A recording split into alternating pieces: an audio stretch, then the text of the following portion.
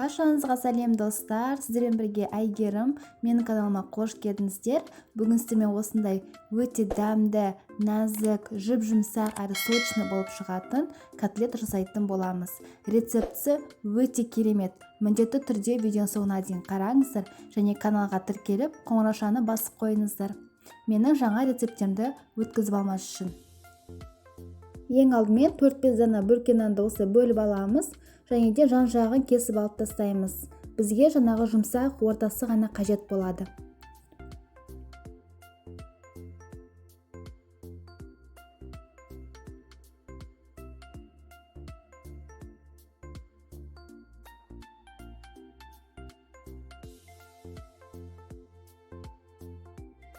Міне біз нанымызды осылай кесіп алдық, жан-жағын бәрін алып тастадық.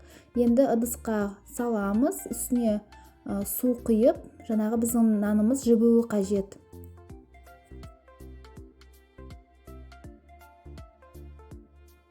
Енді нанымызды осылай қолымызбен сығып аламыз, онда су болмауы қажет. Шамамен бір 200 граммдай осылай өлшеп аламыз.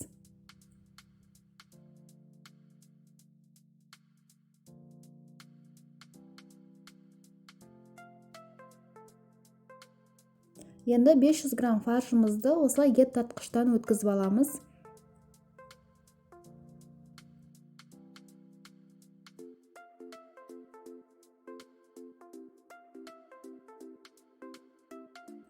Фарштан кейін біз бір пиязымызды өткізіп аламыз. Содан соң 2 дана сарымсақ өткізіп аламыз.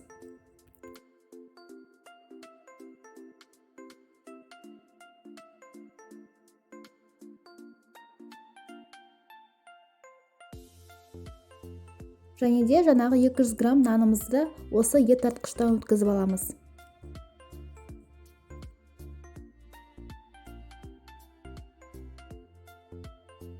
Енді үстіне 1 шай қасық қара бұрыш қосамыз. 2 шай қасық тұз қосамыз. Және де 100 мл су қосып, жақсылап тұрып қолымызбен араластырып аламыз.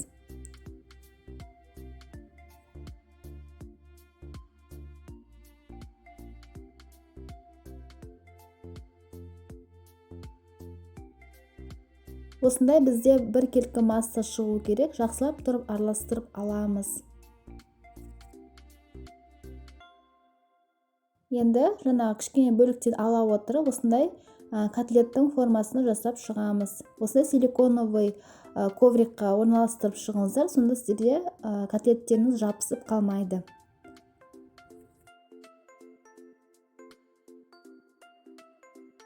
Енді кішкене ұн сеуіп, әр котлетімізді біз ұнға аунатып шығуымыз қажет.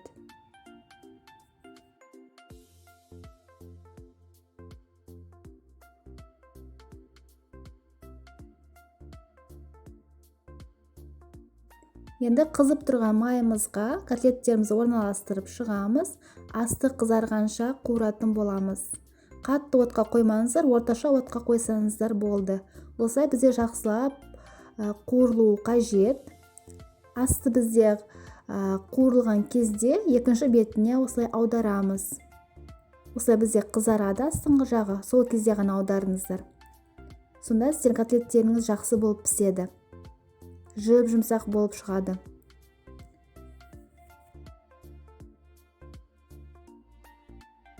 Екінші жағында дәл осылай қызартып қуырып аламыз.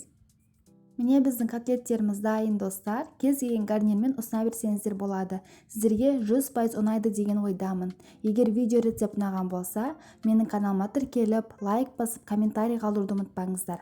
Сіздермен болған Әйгерім.